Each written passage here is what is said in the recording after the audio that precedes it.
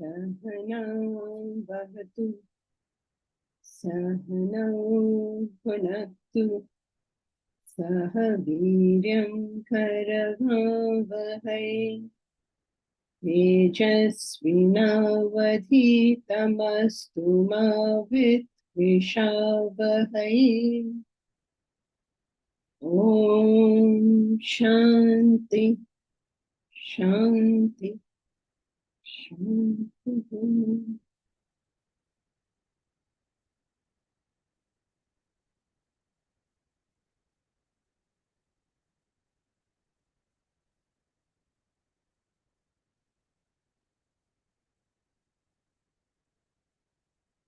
You have a question, Deepraj? Yes, so Vedanta is supposed to culminate into renunciation, and then after renunciation, we meditate and we reach the self. So, is meditation, because at that point we have just one desire. So, meditation is the intellectual way of going about that desire of, or what exactly is meditation at that point? Because we don't have a separate desire to meditate, right? It's just one desire. It's the means. When you are a yogi, the means are karma yoga, bhakti yoga, jnana yoga. When you become a sannyasi, when you become a person of renunciation, the means becomes meditation. So meditation is what you do when you're a person of renunciation. When you're not yet a person of renunciation, what you do is karma, bhakti, jnana. Of course, renunciate also does karma, bhakti, jnana, but his main sadhana is meditation. But he can still get stuck at that stage. Anybody can get stuck at any stage. 98% of this world are stuck in materiality. 2% come to the spiritual path. And I'm being very generous and charitable. I don't know whether 2% is correct. So they come. Then they get stuck in the karma or the bhakti or the jnana. Very few, 0.5% will reach renunciation. Then they'll be stuck at renunciation. Being stuck is the nature of the mind. That just happens all the time. We are always stuck somewhere here or somewhere there. So sticking is like anywhere. You can be in meditation and stuck there. You could be on the verge of realization and stuck there. And you can be very far away and be stuck there. Ravana is stuck in his thing, and the meditator is stuck in his thing. Same thing. Okay, thank you. Do you have a Hariom question? Jankiji, Yes. can I ask a question? Go ahead, Ganesh. I have two questions. So I was just reading, and I think it's clearly explained that this renunciation has to do with not going to the Himalayas or the ashram.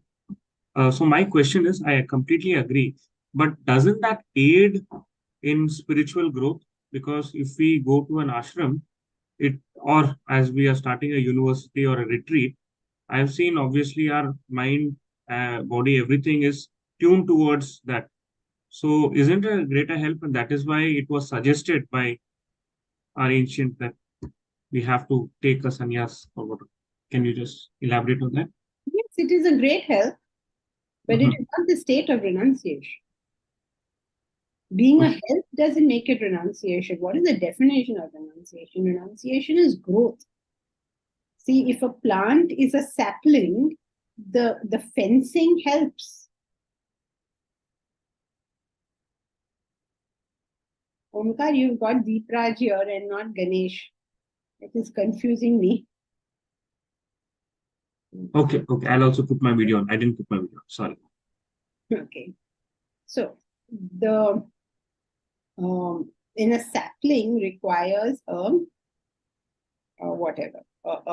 fence, right? The full-grown tree does not require this fencing. Now, if you say, but the fencing is very important, then yes, of course it is. But fencing is not required by a full-grown tree. Understood. My second question is, yes, renunciation is growth is a wonderful statement because I had a lot of different understanding on that. But I also seen that I've grown, but I have seen that lately a lot of people, especially as we grow older, we are scared of death, disease, and old age. So that we would get over that and grow over that only through wisdom, right? Yeah, as long as you are identified with the body, there is no way that you're going to be not frightened of this. There is no way. It goes together. Okay. So the only way is when you're identified with something else. That's when this goes out of focus. This goes out of focus. Yeah. And the interesting thing is when you're identified with something else,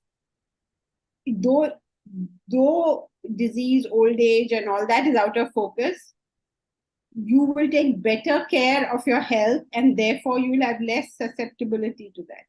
This is the great thing about life. I mean, this is the great paradox about life. The more you care about it, apparently, the worse you do about it. So all the people who are very, very concerned about getting old or getting diseased or getting something like that, and they're so obsessed with it that the mental agitation only makes them ill. But when you are, let us say, Bhagat Singh, somebody like that, he couldn't care less. He wants freedom for the country. So death, old age, none of it is bothering him. But somebody who's working for another kind of cause, okay, let us say looking after the orphans or something, then he may take better care of his health because he knows if anything happens to him, what will happen to the orphanage? So he may take better care of it and therefore be less susceptible to all of the. So not being concerned actually converts into taking better care. Thank you so much. But no wisdom, chapter 2, I think, speaks about it, right? We have seen many verses, and also Vedanta says that this body is just something, unless and until you have an highest ideal, and that wisdom converts into practical knowledge. None of these verses or none of these analogies help. Am I right? I mean, what if you tell the child that there is a world beyond toys? It's not helping him until he becomes a teenager. Yes. Thank you so much.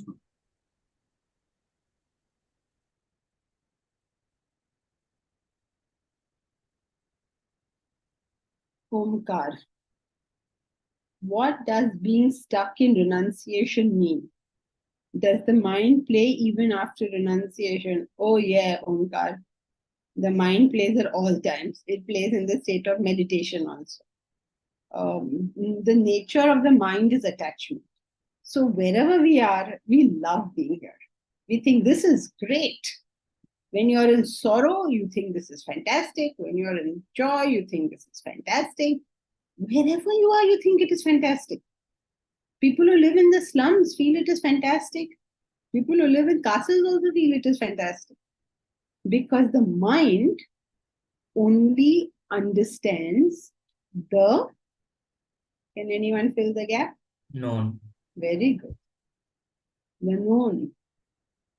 And therefore, it is so difficult to even be aspirational. Such few people in this world are aspirational. They're very happy where they are. They don't care. Acha jo hai, wo acha hai. So yes, the mind is always stuck. Always stuck. And always think that wherever it is the best, it is the smartest, it is everything. It gets that feeling. And I mean, it's a very odd thing, that we are even proud of our failings. We're even proud of our ignorance. Like people tell me, oh, I try so much, but I simply can't get up in the morning. Once somebody told Swamiji that. He said, I still remember so distinctly because he was making a joke out of it. He was saying that, I try to get up in the morning, Swamiji, I just can't get up. I put on my alarm, but then I put the alarm off and I continue to sleep. And I told my wife, wake me up. And when she comes to wake me up, I don't listen to her. And there's nothing that wakes me up. And I was like, recounting it like it's a matter of pride. So Swamiji, he said, look, you may think it's something to joke about. I don't. And that finished him off in one square punch. I mean, what are you saying? You're proud of the fact that you're failing in something. This is the nature of the mind. I can't do it. I can't do it. You feel so happy to say I can't do it. Well, good for you if you can't do it, because well, if you don't do it, you don't get the effect of it. It's that simple. What is the use of saying I can do or I can't do? If you don't do it, you don't get effect. Life is very simple. Good for you. You got the result you wanted, then good for you. So the nature of the mind, anywhere. It's not necessarily in good things it's stuck. It's stuck where it is. If it's in bad things, it's stuck there. If it's in good things, it's stuck there. If it's in renunciation, it's stuck there. It's an impossible thing dealing with this mind.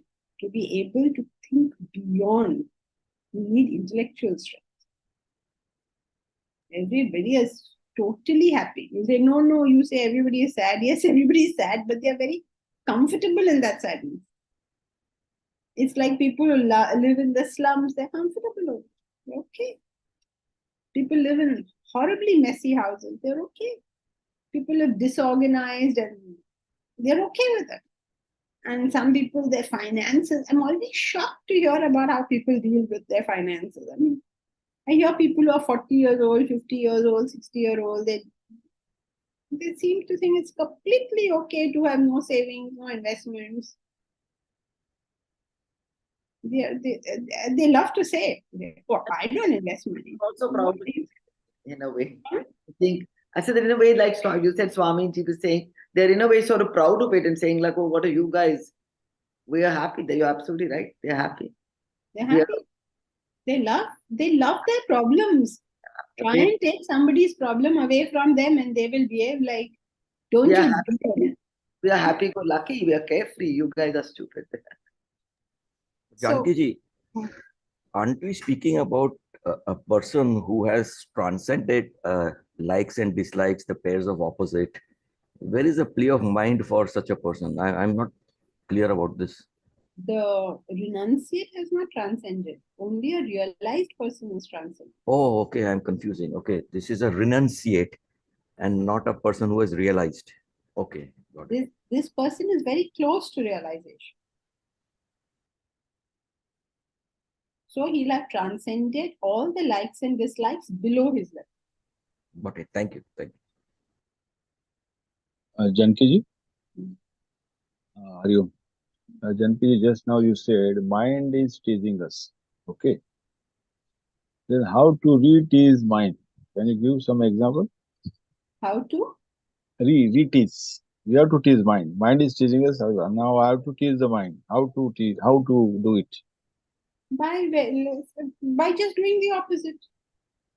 Like Can you suppose give? the mind says, "Oh my God, if you do this, that horrible thing will happen. If you don't wear this ring, you will become a failure in life." Okay, let me be a failure in life. I don't want to wear this ring. Do the opposite. Oh my God, if you don't listen to your wife, she will leave you and go. Okay, let her leave and go. Whatever, whenever the mind is teasing you, you just do the opposite. Let it happen. It's okay. Okay, Because thank you.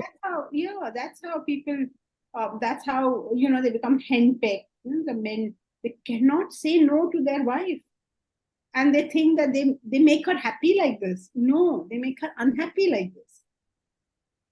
You have to know where to draw the line. If boundaries are not put correctly, you make yourself and everybody else around you unhappy. Okay, so now please, all the men in the class, that doesn't mean I go to the other extreme. Don't listen to anything your wife says. Arey Baba, please. Please, it's not what the wife says or what the husband says. Let good reason prevail. Let good sense prevail. Whoever says the sensible thing, God, Bharat, don't go Akraman. No Akraman. Let good sense prevail. That's what it means. Because, No marriage is an answer. huh? No marriage is an answer. No, that's also not an answer. You'll find somebody else to fight with. Don't worry. This is the nature.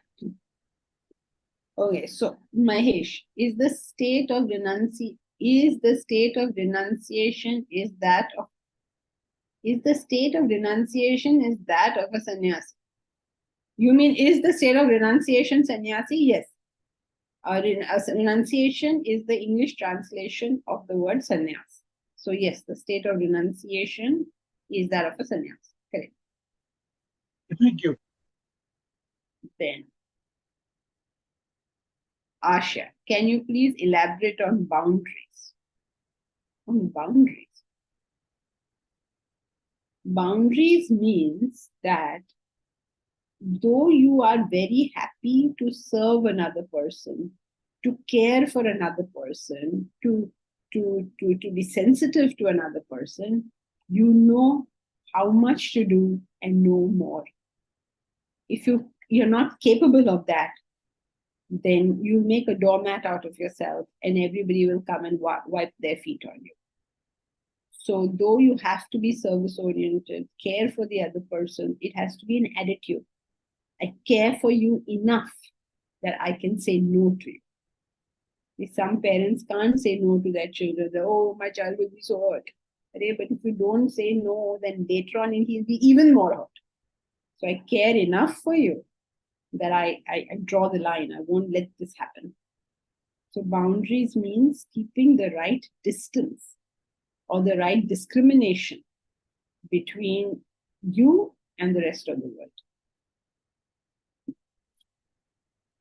Okay, Ashin?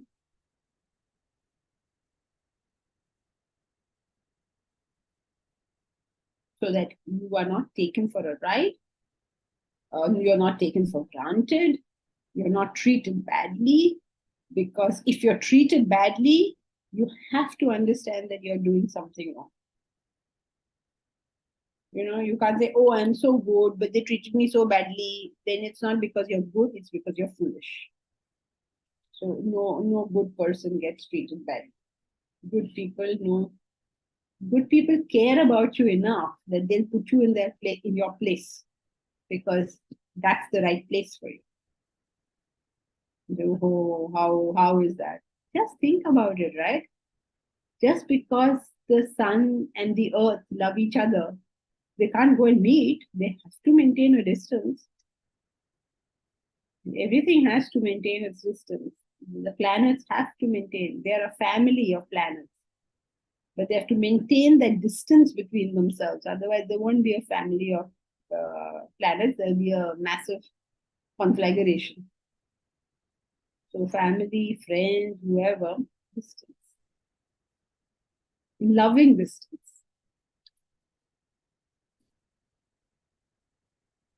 Okay, so where were we?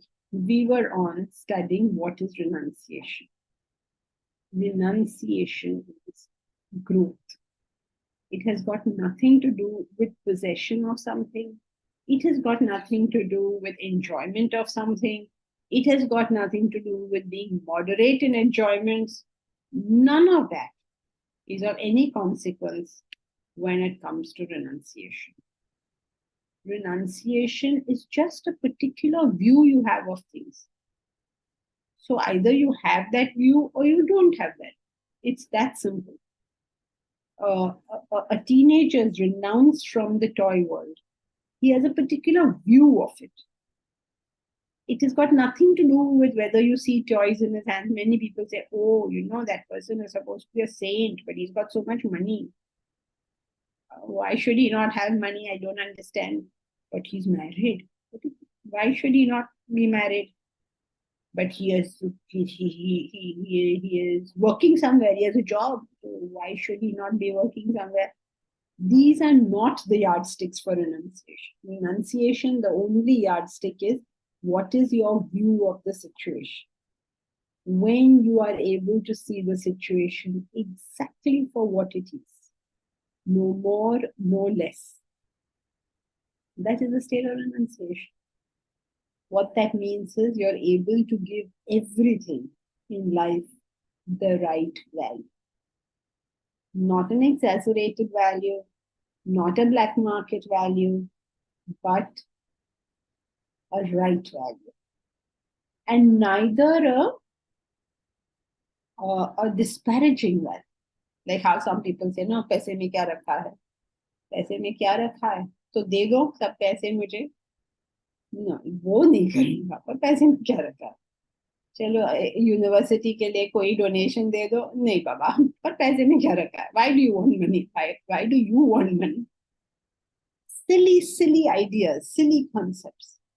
If you are a person of renunciation, why should you not be wealthy? In fact, if you are a person of renunciation, the greater possibility is that you will be wealthy. If you are not wealthy, you have to consider whether you are a renunciate or not the other way around. You cannot talk about, I understand the value of something which you have never experienced in your life. So don't talk big. A renunciate will be probably be well-to-do, means very, very comfortable in life, will probably have very good family relations, will probably have good health, will probably live in very pretty and aesthetic circumstances, will probably be making the most out of life. Our imagination of a person of renunciation is, I don't know what we think he is. We think he bichara, he has no money, he has no food, he's just lying over there somewhere feeling hopeless, and just the opposite. A person of renunciation would be somebody, if you have to take a modern example, maybe J.R.D. Tata. I mean, you have to understand what he must have gone through when the government nationalized Air India. He thinks of the idea. He sets the idea up. He does everything. He makes it a running organization. And then the government says, sorry, now this is mine. Now imagine what he went through.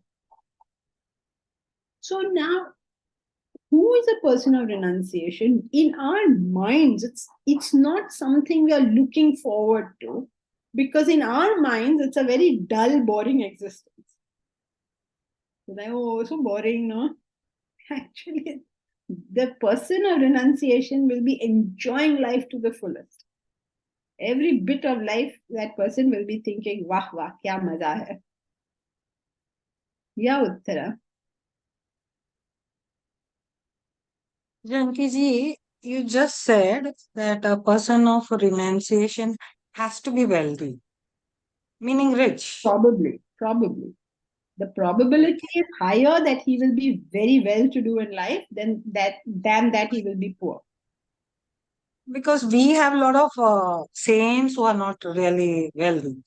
We I think, consider them to be renunciate. yeah, there's all this stuff. I don't know where it has come from. All this last 200-300 years only we have all these notions. But go back and see the saints before that. King Janaka, king. Krishna, Rama, king. Everybody is king only over here. So there was very little. Now, as we become more and more poor as a nation, somehow we seem to glorify poverty. Why would we glorify poverty? What's so great about that? But why would a saint be living in a slum? By the simple law of karma, he should be having a good thing, right? Why would he have some horrible thing to live in? But even if it is not glorified, we have those living examples, no, like Narsimha Mehta, Kabir. So they were not really rich or wealthy. Says They were who? just happy wherever they were. Like, They were happy means they had enough for themselves. They were more than happy. They were very comfortable. They did not feel, for us to portray how they were able to live with deprivation, we sort of forced them into deprivation more and more in our imagination. But actually, why would that happen? Why would a person of renunciation be a poor person? Just think, this person of renunciation, what is his characteristic? He does what he has to do. He's able to get along with people. He's able to conceive higher ideals. How can such a person be poor? How is it possible?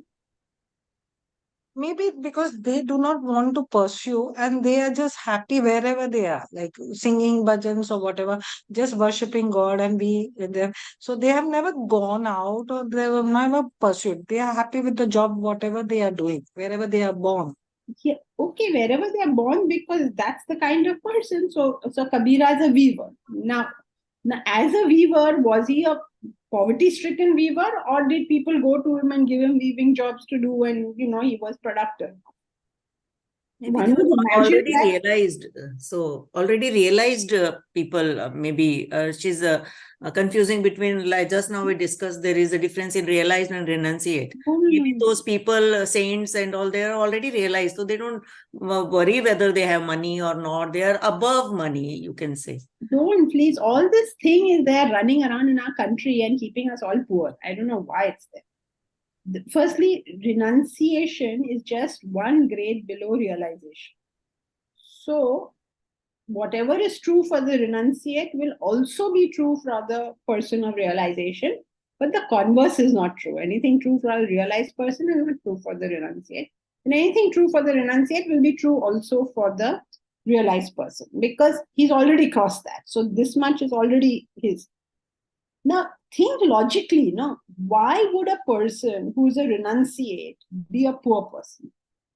Would he not have the brains to be able to take care of the financial needs of his family? Is that possible? We are talking about a person who's developed a sharp intellect, who's able to okay, there's Kabira. Okay, he is sitting in his nice little kutia. Will that kutia be some broken ramshackle thing, or will he keep that kutia well? Have you been to poor people's houses? I was very fortunate insofar as once there was a what shall I say, a talk organized. Bad idea, but it gave me very good learning for the factory labor. Okay, and of course, so bad idea because my languages are pretty bad.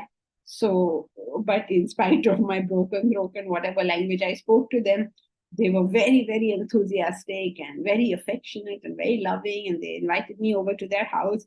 So I went. And it's a labor class.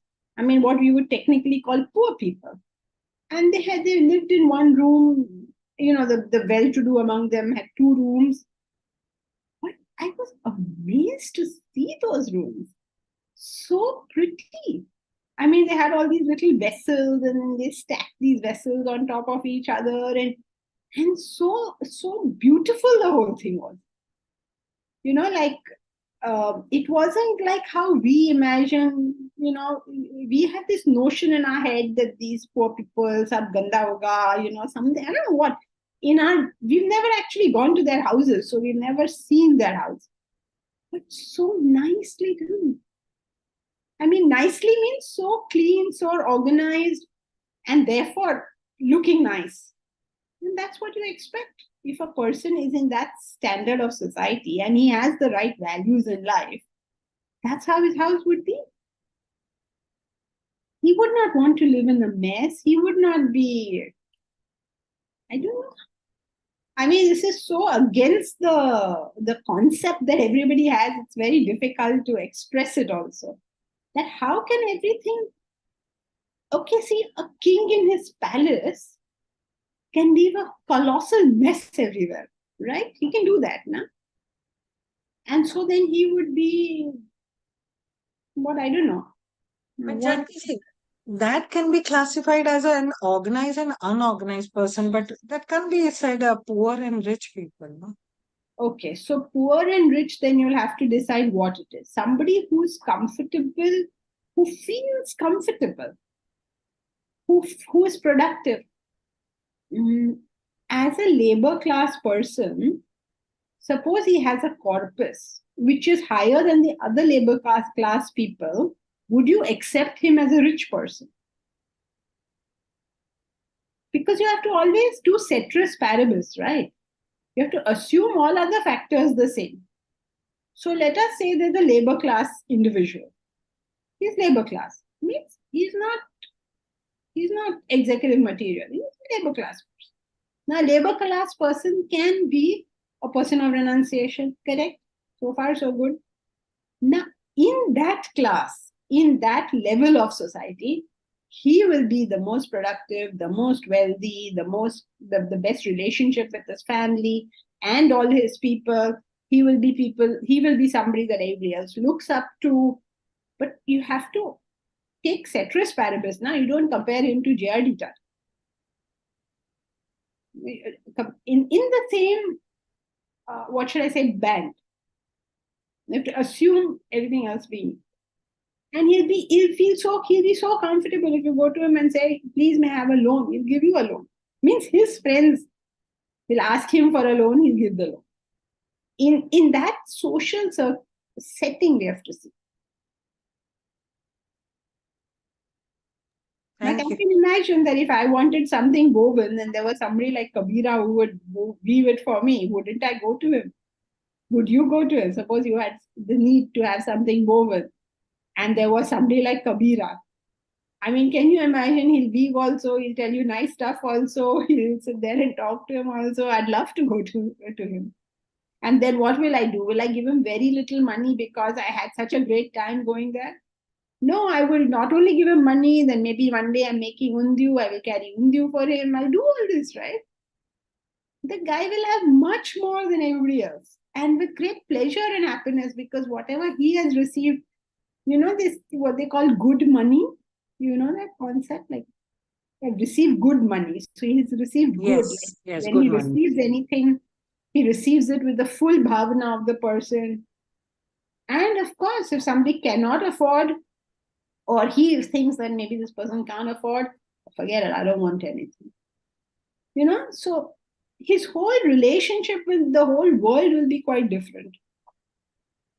And he will be happy, everybody around him will be happy. The thought of this person also makes us happy, no? So basically, because in our minds, the concept of richness and poor is always about the wealth and the Quantum. monetary, Quantum. rather monetary. Monetary Yeah. is correct. Monetary is correct, but quantum. Okay. You have to see in that social strata. Because in every social strata, somebody is a little higher and somebody is a little lower, no? Yes. Thank you. Oh my, lots of questions. Ma'am, also, I One second, I'll just see what is written here. Jesus Christ, Adi Shankaracharya, I suppose. What about them? You're giving them as examples of poor people. Just think about it. Forget Christ, but think about Adi Shankaracharya. Do you realize that he has built the 4 mutts? You know that, right, Mamita? 4 mutts, four corners of India. no, I didn't know that. Oh, you didn't know that? Oh, he's built 4 of them. He's built 4 universities. Do you think the guy had no money? Our concept of money is different. Mother Teresa, do you think she has money or she doesn't have money? But if she doesn't have money, how does she feed the poorest of the poor? These But people, Christ also said, do not worry about what to eat. So that's like, don't worry about resources. at least you should know that we are all working for something for which we have no resources at all. Where is 108 crores coming from? We're working, no? We're following Christ. But he said not to worry. But here we are being told that we ought to keep investments and all our monetary. Of course. Don't worry, correct, but keep your investments. See, everyone gets a choice of how they want to live their life. You choose that I don't want to make investments, then the choice is yours. But then later on, when you're a poor person and you have nothing, and you go to all the people around you and say, give me money, give me money, give me money, and they don't give you, then don't spend your life cursing those who didn't give you. You decide how you want to live your life. Vedanta Got it. Thank you so much. Vedanta is never recommending what you do. Never. Never. Actually, the crowdfunding does make it clear. It's about, we, and Adi Shankara's example, raising resources, having the capability to raise resources, knowing what is needed for the future. That is what a Vedantin should. Yes, and you must have the intellect to know what is necessary. How can you not have it? So this whole concept, that is why nobody wants to come anywhere near renunciation, because our concept is bichara, that poor man, and he's living in some kutia somewhere and will do horrible, horrible things. So who will go near that? And then we're glorifying being what? Negligent. Okay, so anyway, let me make this point, which I think everybody in class should be aware of, that we all get a right to choose how we want to live our lives. And that is well within our right to choose it. But having chosen it, then the effect of that choice will come to you whether you like it or not. So please be aware, everybody. Instead of sitting on a high chair and saying, oh, yeah, aise hona chahiye, ve hona chahiye, please be more realistic about things. KN. Who's KN? Less desire, so more happiness and contentment, therefore rich. Oh, yes, that's correct too. But they are not attached to money or relations. Not but they are not. Because they are not attached to money or relations, they are able to deal with them best. Attachment means that your mind is flowing irrationally in some manner. So when it's not flowing like that, your intellect works, you'll get along beautifully with everybody. Why would you not? Even if you choose to divorce your husband, you'll get along beautifully with him. I mean, you just are not capable of, what should I say? You're not capable of having negative relations with people. Excuse me. Unless they choose. Getting along in relations is different from attachment, no? I think. It is the opposite. Oh. When you're attached, you can't get along. When you're not attached, you get Uh-huh. along. Yeah. So they're not attached. So it's easy to get along if you're not attached. That's right. Yeah. Which you'll see in your own family. Right. If you are very attached to your son, you say, oh, mera bacha, mera bacha, mera bacha. More attachment, more expectations. Na? So that will harm only. Yeah. Yes. Then you'd be fighting with bacha also and bachi also, is with daughter-in-law also. But when Mhm. you are able to maintain a good, healthy relationship Ah, and yeah. a healthy interaction, how can the Mhm. relationships not be good? No, they'll be good. I'm not saying that they are not good. Correct. But I'm only correcting the use of the word but Okay, fine. and changing it to because. Because they are not attached, they have good. Right. Let money don't be a yardstick for renunciate. It doesn't matter for him whether he has less or more. Yes, it doesn't matter to him in the way it matters to us, but he is smart enough to know what he requires and how to get that amount.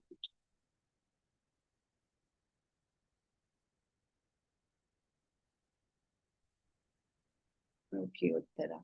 Sakshi. Ma'am, just wanted to add that maybe these saints don't think about wealth in terms of money because they have taken it out from their chitta vritti, and that's where the essence lies. Please, Sakshi, do not live in some, I don't know what. The not caring for money does not mean not having investments, not having savings. It doesn't mean any of these things. You see, this is why we are creating so much confusion.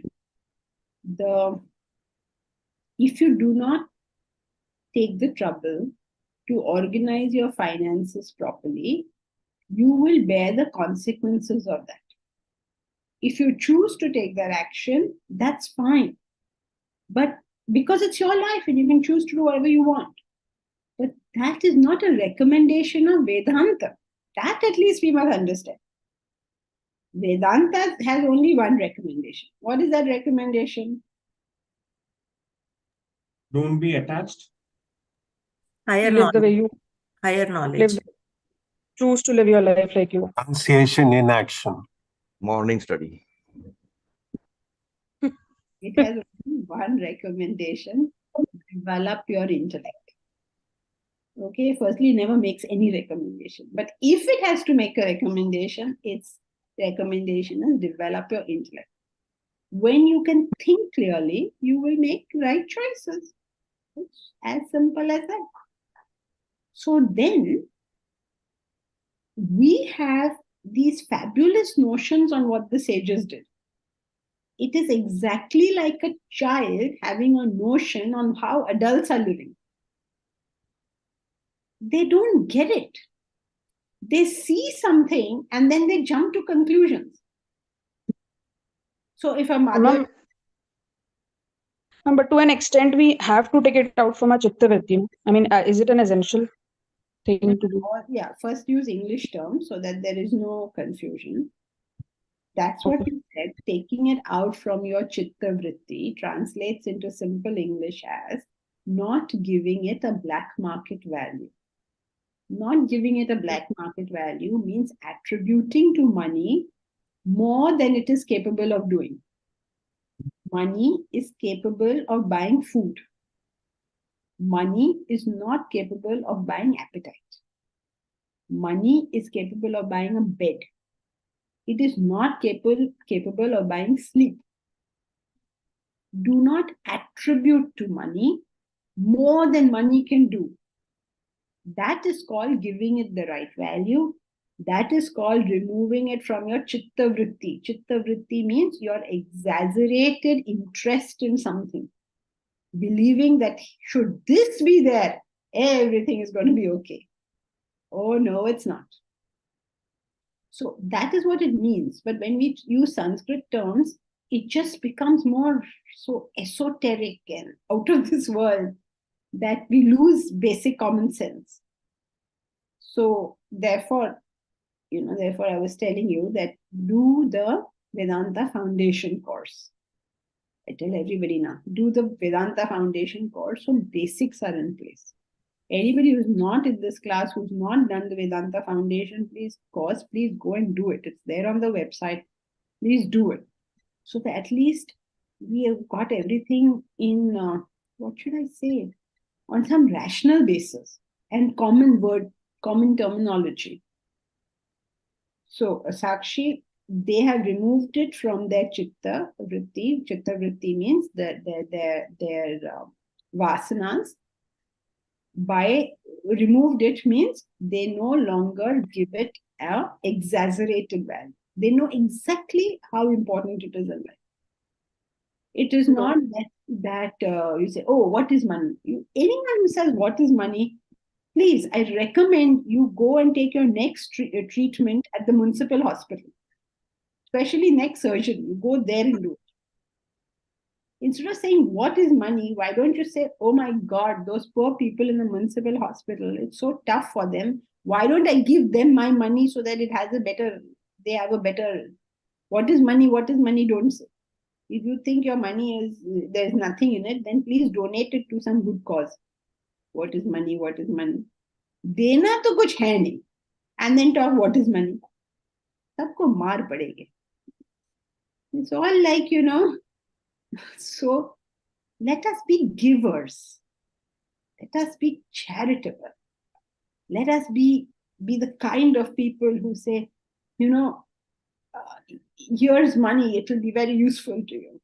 Let's be those kind of people. Instead of saying, what is money? Why do you want money? I will keep all my money, okay? What? Pagal hai sab log. So let's not glorify other people's poverty. If we can help their poverty, let's do that. Because it's certainly not good for anyone to not have their basic needs met or any such thing. It's our job as humans to care for other humans, right?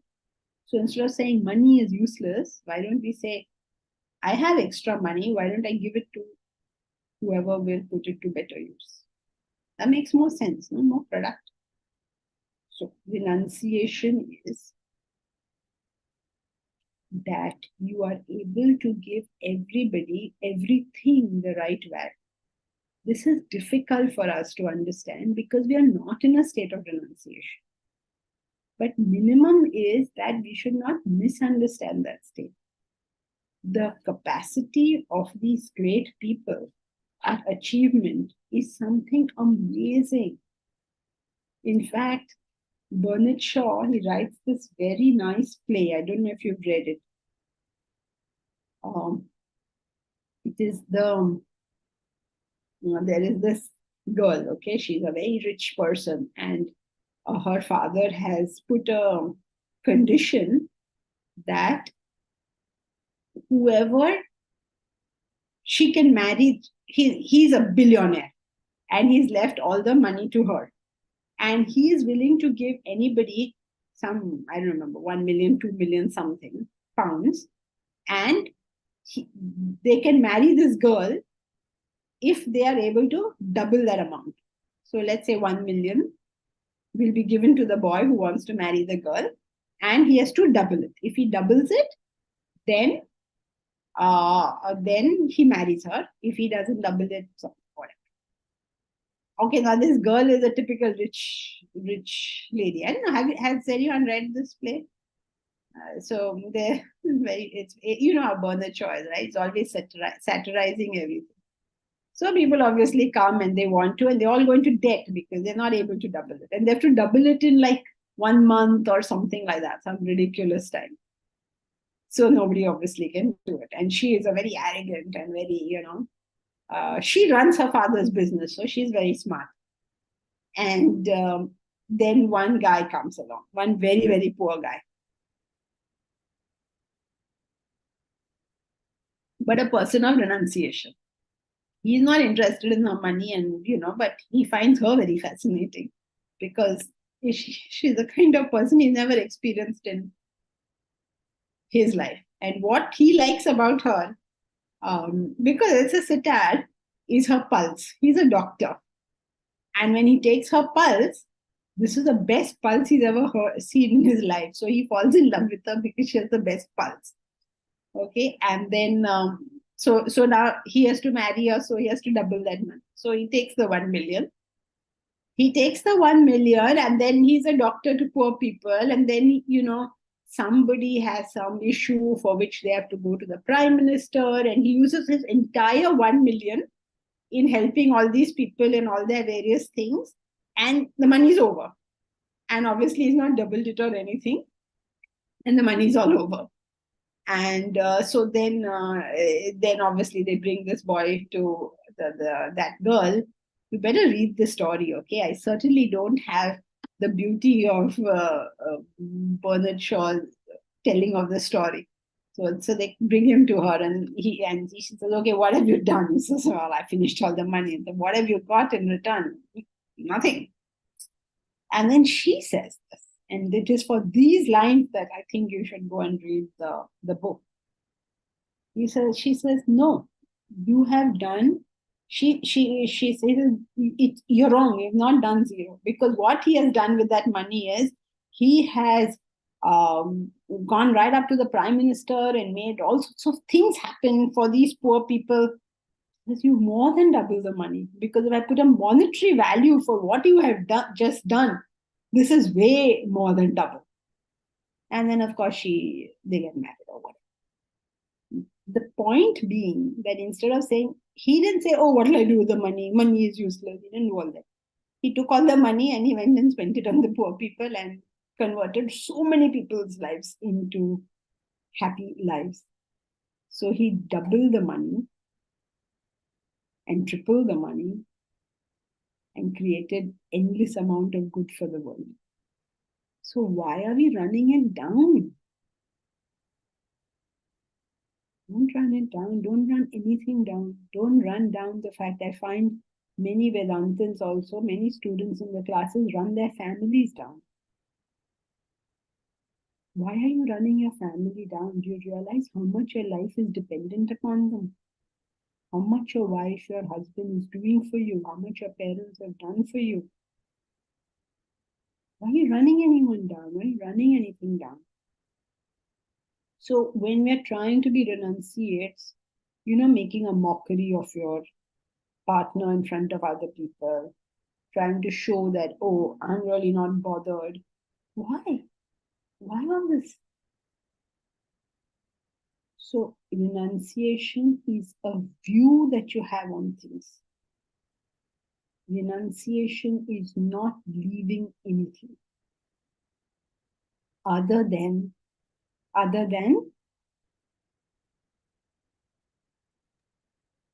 The lower values. other than false values. That's all you need. You are not giving anything more importance than it is due, and you're not giving anything less importance than it is due. This discrimination which you have to say how important something is will determine your degree of renunciation. You say, how important is it? That is for you to decide. And you will decide that always, whether you like it or not, based on What you The value. highest ideal. based on Intellect. based on Ideal, right? Highest ideal that you have. you will decide. You and I will decide how important something is based on Discrimination. Circumstances. How important it is to your goal.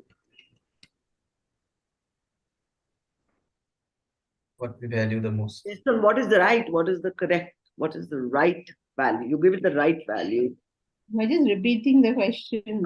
based on. How will you decide? Each one of us will decide, right? That this is so important. Whatever importance I give, very much important, very little important, whatever you give. On what basis are you deciding this? Our consciousness or Based- choice. Based on choices we make. Our view of life, perspective. Our Based on our understanding. growth.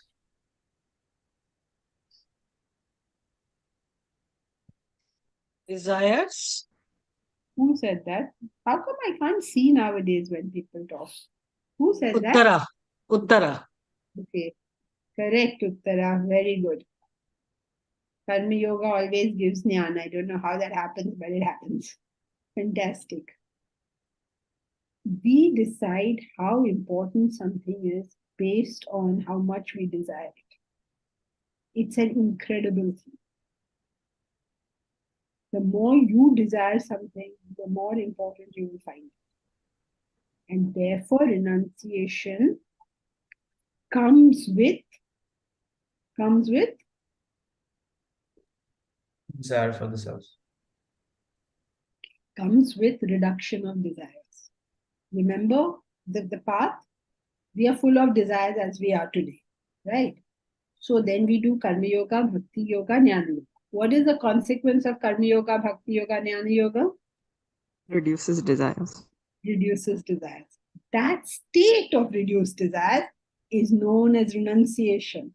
Because only when the desire reduces can your intellect tell you how important something really is. How much time, effort, energy you have to put into it. 90% of the people, 90% of their life, they spend in earning money. Have you realized that? Why do they go to school? Why do they go to college? Why do they go to work? 90% of the people spend 90% of their lives earning money. Why do they do this? Because that is what they desire. If you tell them it's not necessary, okay, they are not willing to listen to you because their desire is strong. I want the money. Then they convert it in their mind as, oh, that sage didn't want money. He was so poor. He didn't want money. This is all that happens because of the desires being met, not met, and all this sort of thing. Yeah, Pravesh? Ma'am, it means also that less the desire, then more will be able to make the right choices. If you have less desire for money, it will be a very simple thing. Mathematics, it will be simple mathematics. I need X amount of money. What is the quickest, shortest, easiest way of getting that X amount of money? Finished. And then it's gone because that will be put on mechanical action. And then now you have to think of anything else. Because somewhere there is a lot of confusion in making the choices itself because we are surrounded by so many desires. Yes, we have to balance somewhere between the right choices and the wrong choices. All the time. You have to be focused on what is it you're trying to achieve and try and align everything to that one thing. So that gives us a yardstick to decide. As we keep doing this, the level of desires comes down. And when the level of desires comes down, it's like the cloud in front of our eyes has gone up. Suddenly everything seems clear.